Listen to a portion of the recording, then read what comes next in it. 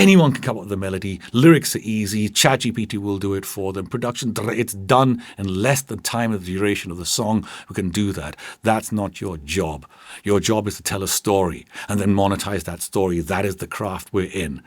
Engineering, law, and all these disciplines, and I'm not being condescending, but it's a pathway. Even that's changed. But the music pathway never existed. The second it was done, by definition, there had to be a new pathway. And the difference is today that to be a successful artist, commercial musician today, you need fewer people than ever before. You can become a Grammy Award-winning artist without ever meeting another human being in your life. That's how much things have changed. Namaste and welcome to Music Mehfil India. Our guest today is the incredibly versatile Vehrnon Ibrahim. He's an educator, a consultant, he's worked in radio, he has been a DJ and also the frontman of Millennium, which was one of the earliest rock acts of the Indian music scene. This conversation is loaded with truth bombs and useful perspectives for musicians and non-musicians alike. I'm Aruna Jade, a composer and singer, and it's my privilege to interview the Davids and the Goliaths, the loners and the tribes of the Indian music scene, for these are the stories of music from India.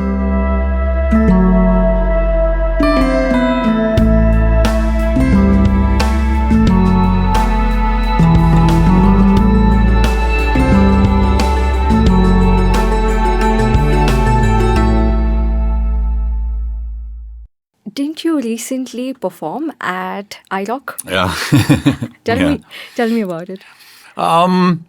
It was fun. It was actually extremely good fun. Subir and Nitin have been asking me to do this for a long time. They do these sessions where they invite other musicians to play, and I'm not too interested in forming my own. I don't have a career on stage anymore, but every now and then it's fun. It's actually fun to get up on a stage and And this was with Parikrama. This was with Parikrama. Yeah. I've done it with quite a few bands. Even my band back in the day. If there was a singer or a musician, would invite them as a guest and do a song. It was nice. It was very good. It was very different. It was like the only IROC thing about it was the audience. A lot of them were, I think, present for the original IROC. Some of them present for the original Dinosaurs also. But there was a lot of. It was a much older crowd. But that wasn't a bad thing at all. It was a nice crowd. It was good fun. Tell me about how Millennium began. It's a story I think a lot of bands have gone through. We were a college band in a college called Christ College, and that was the only college I wanted to go to because they had the best band, best music team. In those days, the college festival was competitive. It was like football, cricket.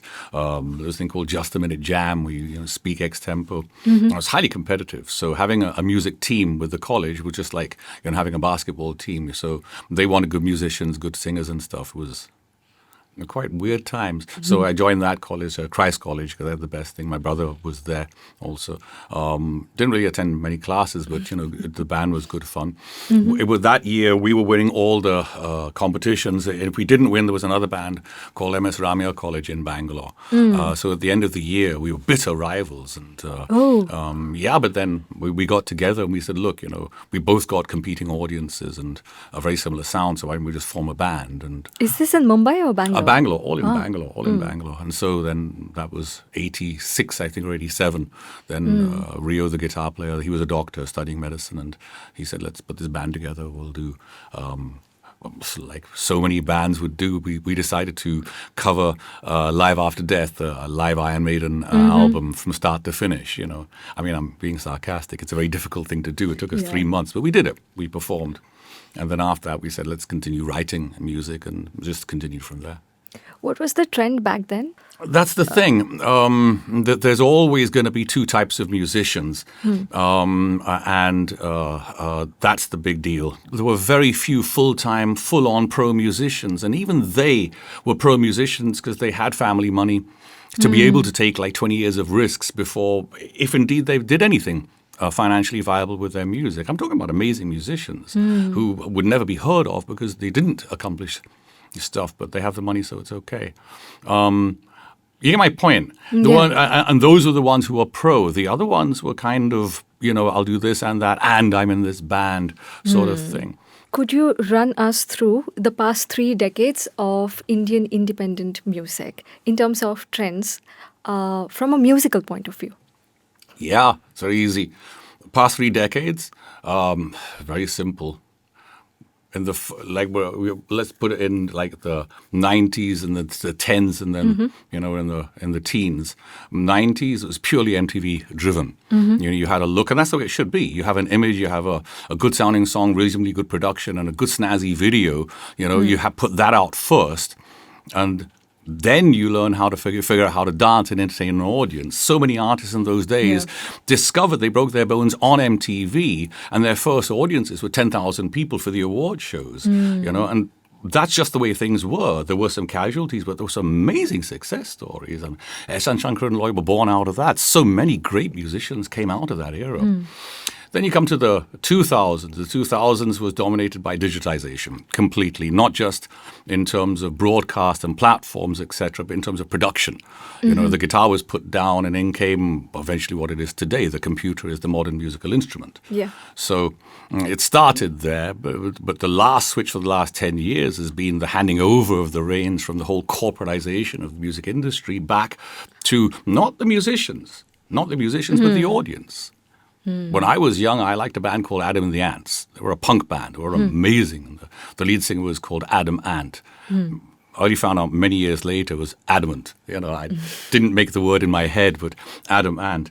But I think I wrote a fan letter or two, but he never. There was no interaction there. Yeah. There was no way of doing that, and I'm here to tell you there was a need to do that. There was a need to say this song has done this to me, and and I thought this video. I'm really sorry to hear about your guitarist leaving. I wanted to communicate there, and that's what's happening today. And artists who are doing that are doing very well.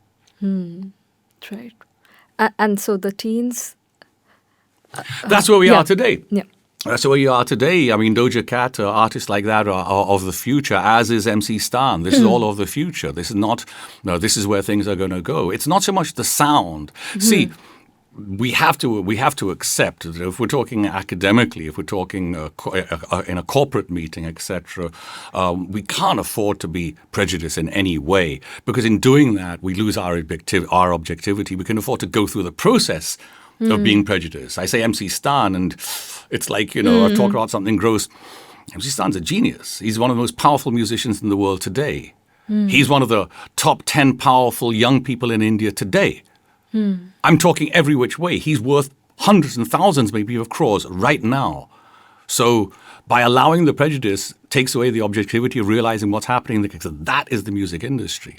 It's not about record labels and distribution platforms and shops and even the sponsors. It's about their going back to the blues, back to the basics. It's artists using primitive tools for them, making music that means something for them. For what? For them.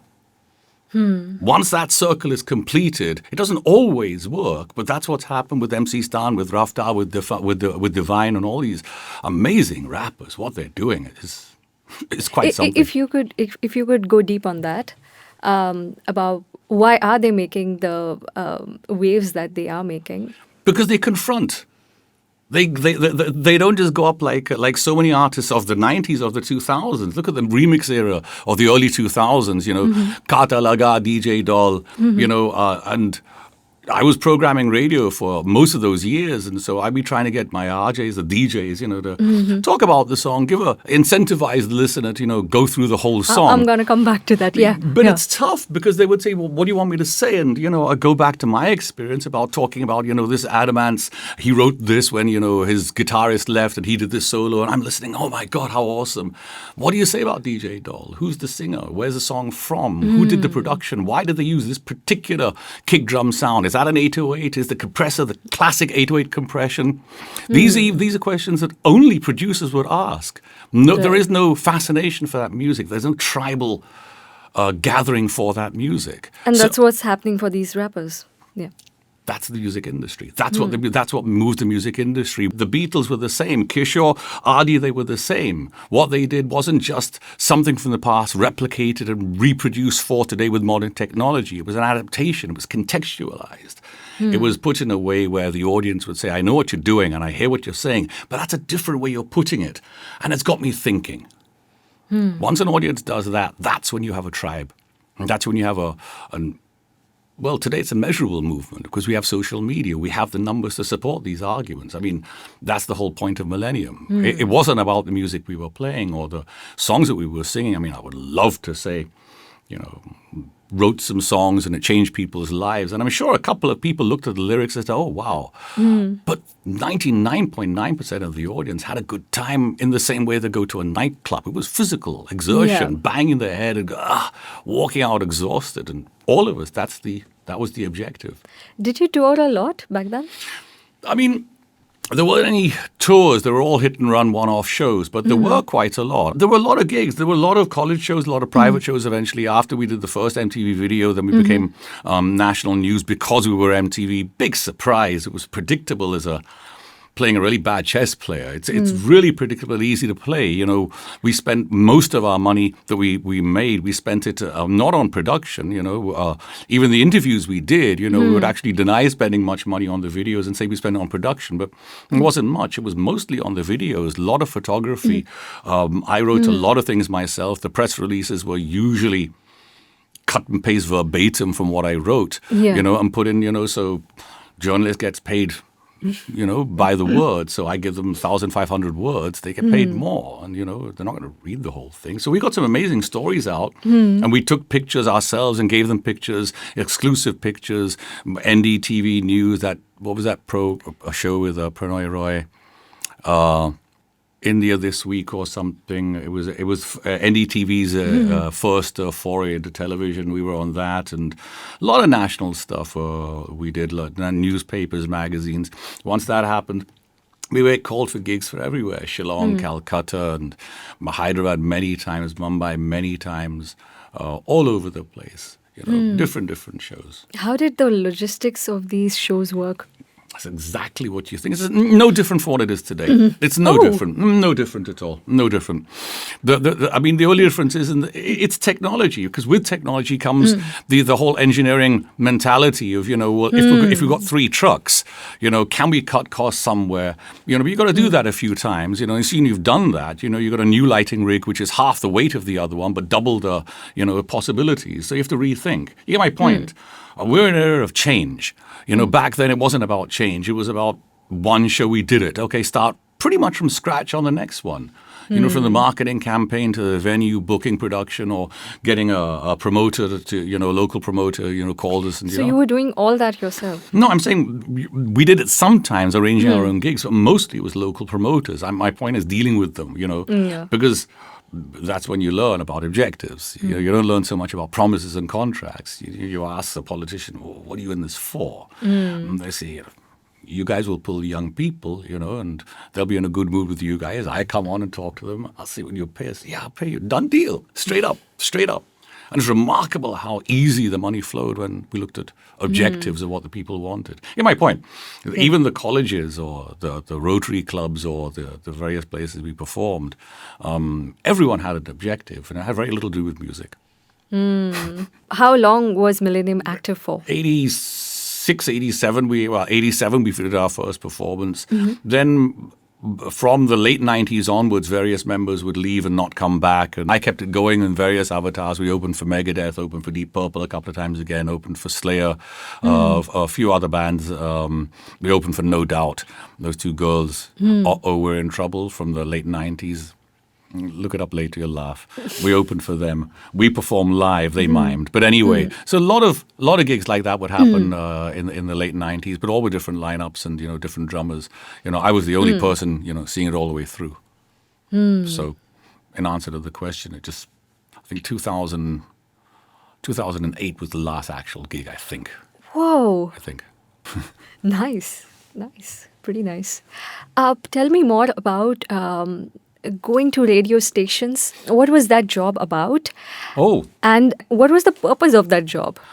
I was I got a call when I was working in interactive television in the late 90s. It was a technology company. I was a consultant there because apparently if you're a DJ, you know everything about user interfaces.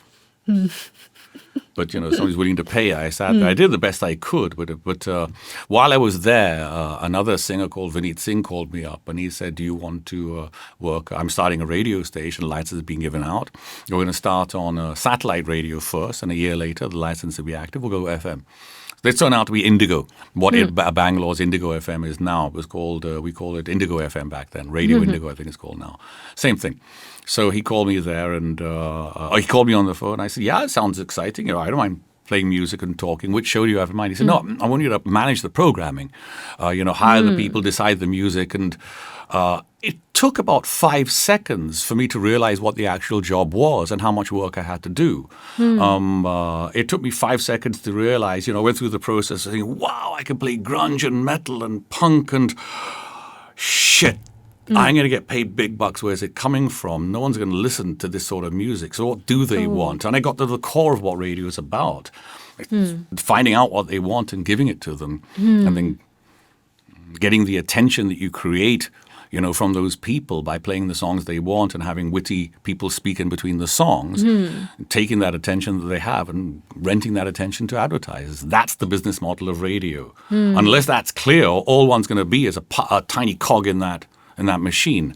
But in a few seconds, I realized what the job was, and I realized there's no way I'll have time to say anything on radio. And I never actually have, broadcast. I mean, I did a couple of shows, but never live on FM radio. That was for about a year or two. Then the India Today group, Arun Puri, he called me in Delhi and he said, we're setting up a massive network. We're starting with Bombay, Delhi, Calcutta. We want you to handle it, programming the whole image and everything. So named Red FM there. We came up with the first meeting I had with him. We sat down and him and his daughter, we came up with the name Red FM, what we're going to play, who we're targeting. And it didn't work at all. It was a complete disaster. We were targeting young English-speaking people, and they love this. It's just there weren't enough of them. It's as simple as that. It's just numbers. And there was no question. I mean, for me, it was purely objective because, many people ask me, do you like the music you play? I say, first of all, it's like a doctor saying, do you like your patients? Or even worse, a lawyer, asking a lawyer, do you like your clients? It's a dumb question. It's an inconsequential question, but knowing what the audience wants is everything. And then catering it for them, providing it on a platter for them, and then the final bit of that puzzle is keeping them informed. We're doing this for you. This is yours. This belongs to you. The branding, and it's all one loop. The listener, the actual content on air, and the story with which, my job was to paint around what the content was and the benefit it'll have on the listener. Super hits bajate raho, Red FM bajate raho. Super hits implied, that we don't play the hits. That's what everyone else plays. Super hits. And the programming strategy I had was actually only playing 120 songs where everyone was playing about 2,000 songs. So the strategy was very good. It worked brilliantly. Anytime you turned on Red FM, you heard a hit, just like it is today. But you heard a hit. And again, you go to a corporate office, and come on, those aren't hits. I'll say, are you asking, you really think I say it's a hit because I like those songs? I championed Himesh Reshammiya as being the biggest artist of 2005-06 because I had the numbers to support it. And it wasn't an opinion. Personally, I actually liked the music very much, but his songs. But no one would agree with me until I showed them. I didn't have to show them the numbers. I just did what they were told. But I did have the numbers to back it up. And anyway, it worked. It worked really, really well. What was the source of these numbers? Research. Oh, I can tell you. But what were the organizations doing this kind of research? It's the wrong question. The modality, the actual mechanism of the research is everything. About research is that everything's about the question, not the answer. If you ask the right question, you'll get actionable results. Right. So that's the whole thing. Again, lucky. I was very lucky. I was one of 3 people in the whole country that were given these jobs. Radio Mirchi had one, and City had one, and I had one. These jobs of actually designing the entire programming and marketing strategy and hiring the people to, fulfill what that whole thing was. But the point was, since there was no one else who was advanced, all 3 of us learned on the job and in our own ways. I brought consultants in and went online and read whatever I could and called up people and just listened and tried to make sense of it all. So there are a couple of companies that actually do the technology part of it. It's the principle. Asking somebody, do you like a song, is very different from asking them, do you respect this song, or do you respect the artist, or do you have a warm feeling towards this era or this genre of music? Or the question, and the only question I want answered, if you hear this song on radio, will you smile? Will you listen to it? Will you stay through to the end of this? That's all I care about. That answer changes. Play Himesh in the middle of 2005, Himesh Reshamya, Dasbar, whatever those songs are. That wasn't Himesh. But you get my point. You play those songs and people stay hooked to the radio to the next song. Now I play another song which are the same thing. My time spent listening goes to like an hour and a half. And Radio Mirchi, you're going, wow, give us a chance. And it worked very, very well. But most professionals were saying, Vehrnon, this is programming Nazism. You're just promoting the best songs. I'm saying I'm here to get listeners so the salespeople can sell them. That's what I'm paid to do. And it's nothing to do with, I'm passionate for the money, but it's got nothing to do with passion to figure out a problem and a solution and actually come up with a solution. It had nothing to do with personal taste. Oh, God, please.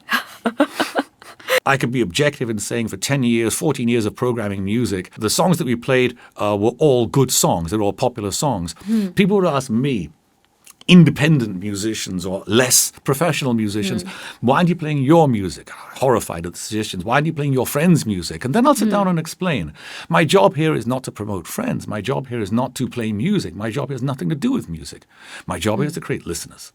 That's all I'm here to do. And if I play my only be one, I will lose listeners, which I've worked so hard to do over the last years and spending crores on building up campaigns and branding values and communicating these things and making sure my RJs are constantly saying things in a particular way and the timing is down to the 10th, not the 1 second. And then I'm going to play a song by a friend of mine to lose 500,000 listeners. When I explained it, they were going, yeah, I get it. I said, no, you don't. The big truth is no one really wants to understand. They want to get the Grammy after working for half an hour. They want to, get 100,000 followers just by looking coy in the camera. And that did work 10 years ago, but it won't work today. It worked then because it was contextualized as being fresh. Today, it's boring. So essentially, it's also about getting the brief right, even in a creative context of your own music. And if you get it perfectly right, the worst part of it is you won't know.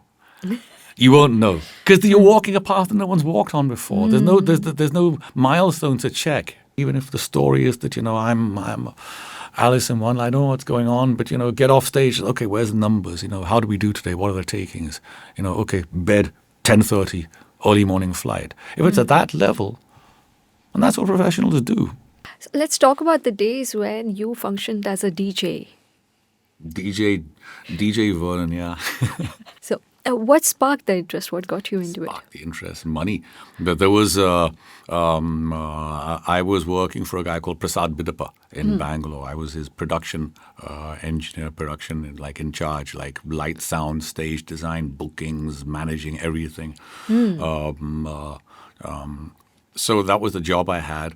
Then there was a period of time when I told him I needed more money. And he said, well, if you're not lazy, you can earn money. There's a job. You can get this. They want a DJ. I said, DJ, disco music.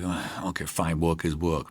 I had no clue. I went there to this club called Knockout in Bangalore. It was the only proper disco in Bangalore. I think there was one in Chennai at that time. And there were quite a few in Mumbai and Delhi and Calcutta. But maybe 10 in the whole country, proper discotheque nightclubs. So I went there and I met the guy there. His name was Amalullah, the owner of it. He carried a gun in his hip and everything. Yeah, it's a club. It's a nightclub, so he's got a good license and everything, and proper old school, club owner. It was a fantastic club, great sound and great lights and stuff, but very elite. So I didn't realize that, I was being auditioned. He said, I got a party tonight. Can you just come over and play music? So I did. No clue about scratching and mixing. I saw the pitch control on the Technics, the 1200 Mark IIs, the turntables. And I've seen it before on other turntables, but I didn't know what it was for. So I figured, voltage is going to fluctuate. If the voltage go down, lights are going down. You bring up the volt. I didn't know what it was for. And we had this tape.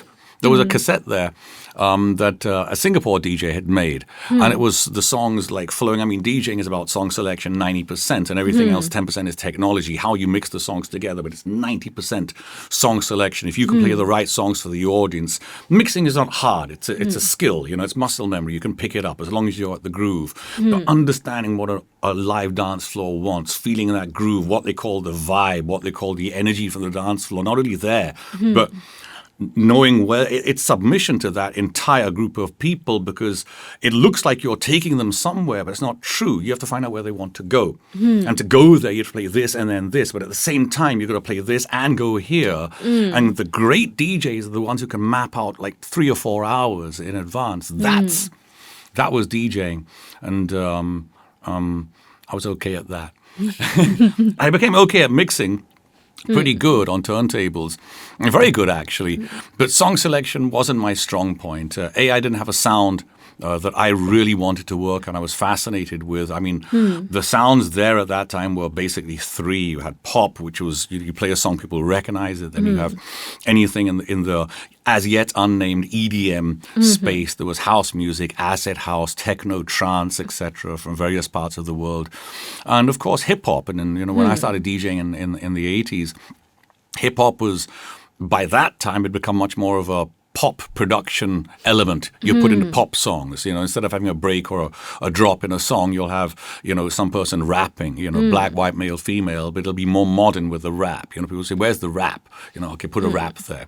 So it was much more rap than hip hop. That will only happen really in the 90s, the late 80s, it would really take off. So when I started DJing, there was a lot of pop music.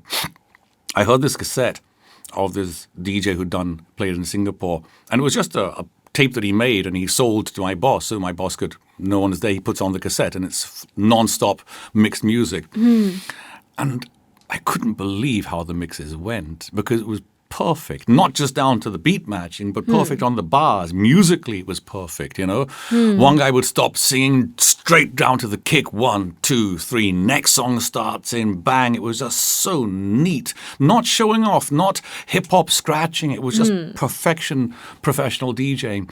And in my mind, I hadn't been exposed to computer editing yet. But in my mind, I figured you could do that on a 4-track. You could record the songs there and keep on mixing until you get the perfect mix. Once you got it, make that into a stereo. But I realized that he'd done this whole thing in one take. And then I said, in that case, if this is the equipment he did it on, I got to figure out how it's done. And I was lucky again, because no one was coming to the club Monday, Tuesday, Wednesday, Thursday, unless it was a private party. So I must have put hundreds of hours per week on turntables, on Technics 1200 Mark IIs with Stanton cartridges, and one here, one there, and, trying to figure out how to do this. And by the time I'd finished, I was one of the few DJs who could actually use turntables properly in the country. It was fun. It was awesome. Wow. And what was the club scene like then? It's exactly the reason for EDM's sad demise in the past 5, 6, 7 years. Hip hop hasn't taken away EDM as the dominant genre in India. EDM was the dominant genre probably in the 2000 to 2010 because of Sunburn, because of Nikhil Chinnappa, because of the DJs, the great Indian DJs and the amazing festivals that we've had. But it lost out for the simple reason that it's exactly what the problem was back then. When I was playing with my band, Millennium, we were doing college festivals. We were doing so many. The audience was regular audiences, 5 rupee tickets, sponsored-led gigs, club sort of thing. So it's not expensive. Anyone can come. When an audience comes in, it's not so much the cost, but it's the cost in context of how much it is cost to them.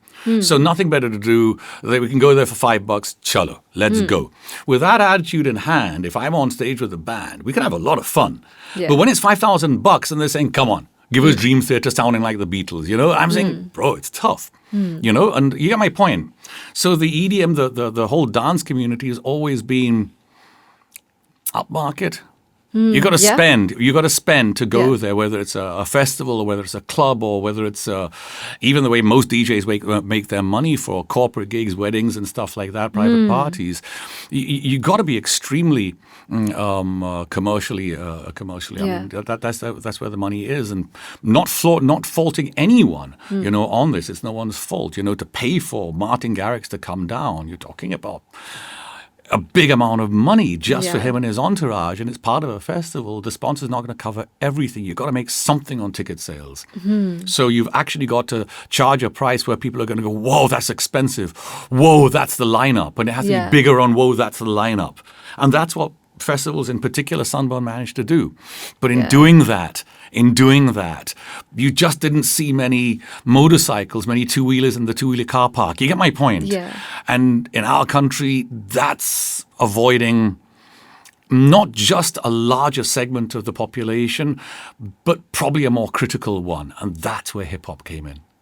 Because hip-hop wasn't interested in, they could buy BMWs, but that wasn't their aim. That wasn't where they started from. They started from the opposite of that. Literally the gully. They used those Yeah. words. You get my point? Yeah. But you don't hear words like gully, like living on the street in EDM. So EDM has always been pretty out of most people's pockets. Hence, it stayed where it was, and the evolution kind of got stunted. When you got the biggest acts in the world in, where do you go from there? It's a low-cost operation compared to the band scene.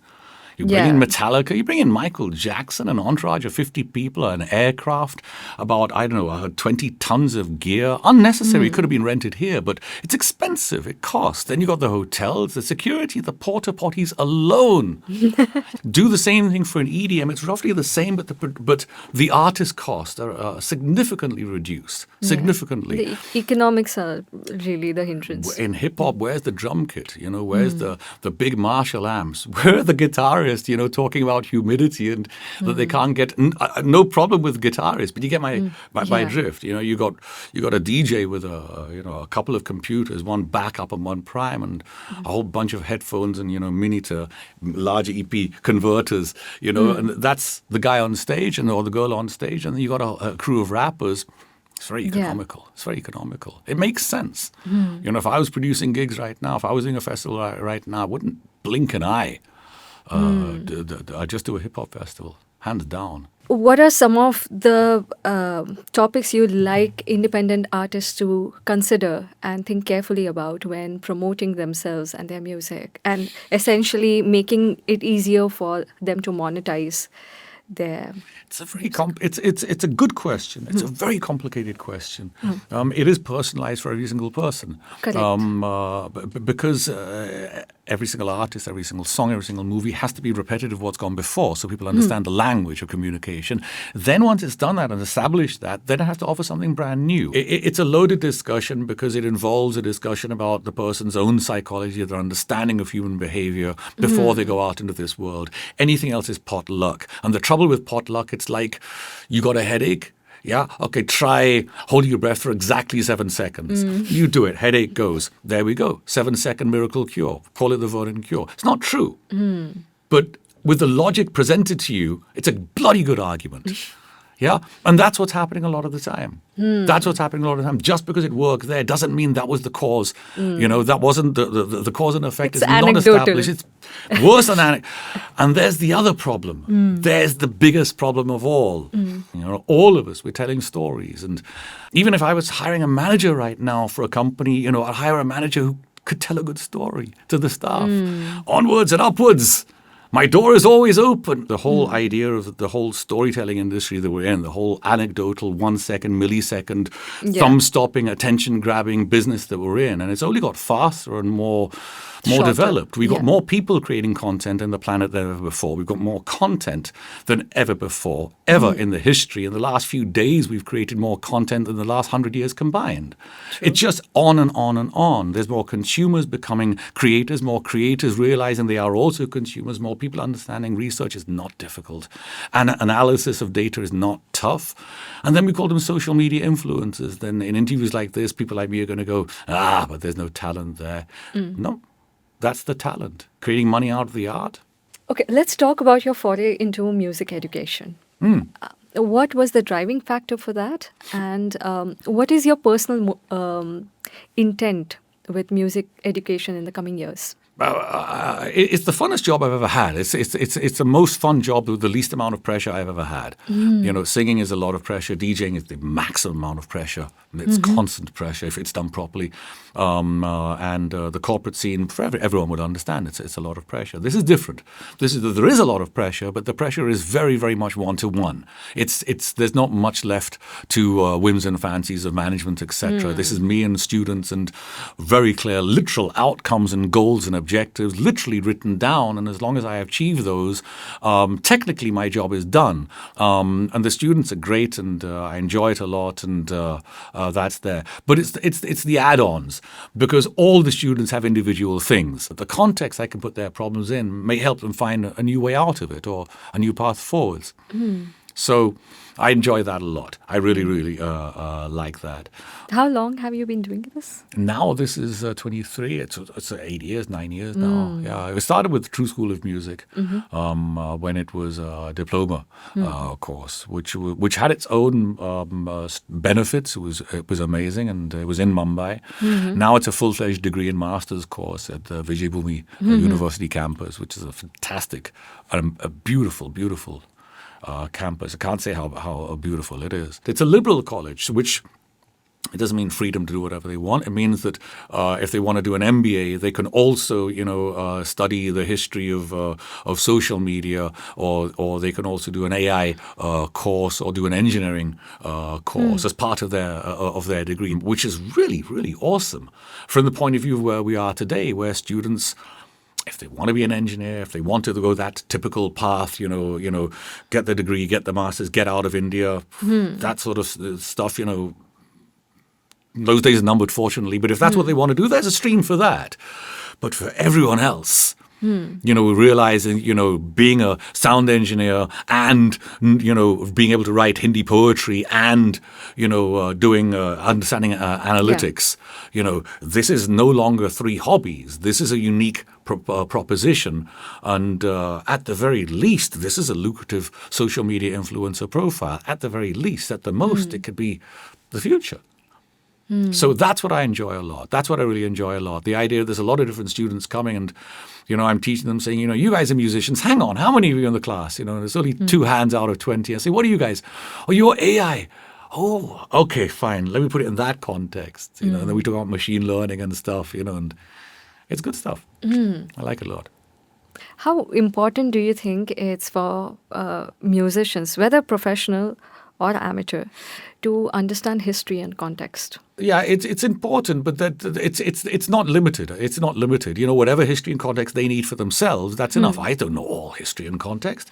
I know a bit of it, but I'm not an expert, except maybe on new wave and heavy metal and maybe grunge. And hip-hop and punk. I'm not really an expert on any of these genres, certainly not blues and jazz. I'm not an expert. So for any musician, they need to be an expert with what's been done before by people doing similar things, or what they're doing similar to. They need to be an expert on that. You're making EDM, and you're producing a groove, and it is EDM. It's not hip hop. It's not pop. You're doing a dance, a piece of music. Any producer, the first question they have to ask right now: to 808 or not? I mean, that's the TR-808 Roland kick drum. It's even today, it's in 50% of every song on the Billboard singles chart. Even today, it's somewhere in the mix. So to understand that question means you have to look at things from a different perspective. You get my point? You have to understand. I'm not saying use it or not, but I'm saying the choice that you make should be based on context, not your own personal, I don't like the sound. Who gives a shit if you like the sound? Because the audience don't care. What the audience cares about the story of that particular kick drum sound today. Because if it's underused, you could bring it back. But be very clear, you're resurrecting something. You're a dinosaur, which is fine. It's been done before. But if it's overused right now and you continue to use it in a new way, maybe you're breaking down barriers and going somewhere else. So understanding the value of context is much more important than mugging up the history itself, if that answers the question. Yeah, it does. What's an encouraging as well as a heartbreaking observation you made in the Indian music industry? Being a DJ doesn't get the respect that you great, but it certainly gets you the money. No, I'm just being silly. Here's an encouraging thing. It's more, again, advice than encouraging. No, this is encouraging.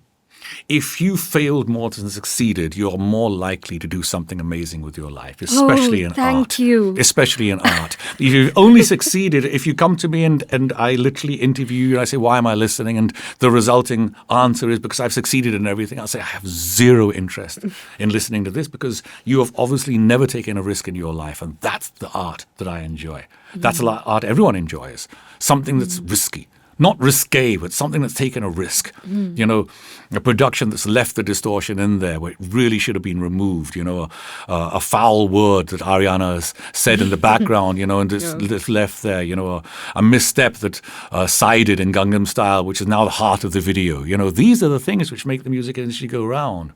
I'd like to encourage everyone to decide if you're an amateur or a pro. And once you decide you're an amateur, enjoy, have fun, be fans, argue with people. Say, Maiden is better than Priest and, go for it. But if you're a pro, it's a mindset. It's a behavioral pattern that pros have that make them different. And what they do, even if it looks the same, even if they market themselves as the same thing, it's what they do and their objectives, the results of what they're doing that makes it different. And to do that, you have to be a little more objective. Older musicians have to stop looking at the old days. They're gone. When I was playing music on radio, there was a tiny bit of independent non-film music. It just people liked film music. It was just a fact. Whether it was good or bad is not my concern, but that's what they wanted. In the last few years I was programming, 2011-12, my radio stations had about 1 or 2% of non-film music. I know programmers today on FM radio, which is not a benchmark, but it is still worth comparing to. It's got up to 25, sometimes 35% non-film music. That is not just positive, that's explosive. All of that is young people making young music for a young audience. How have you stayed updated with all the technological advancements, since it's a big part of being in the music industry? Fortunately, 20, 30 years experience, I've employed a lot of people who are now very senior, a lot of technology companies. So we literally shoot the breeze. What's happening on Spotify, what's happening on Instagram. Senior people, I've employed from, the early days. So those things, they literally, not confidential things, obviously, but, discussions about what the trends actually are. That's why I can speak with such utter confidence about hip-hop. It's not a debate. But that's why, because I have all these people, are like old friends, at least online, telling me. But otherwise, I'm fascinated with technology, always have been. Always have been. What can be done with this new technology. Was your home, your family, a musical environment? They thought it was, but it really wasn't. They thought it was. My mother's Italian, and she grew up on opera. My grandfather is a professor of Greek and Latin, in Bologna University. So he was like, people are fascinated with jazz and have wall-to-wall cassettes. He was the same thing for opera. Puccini, Verdi, Rossini. I mean, he's seen all of these done by the originals in, Rome and Venice and Florence. He's been to all of these. So she would play the records of opera.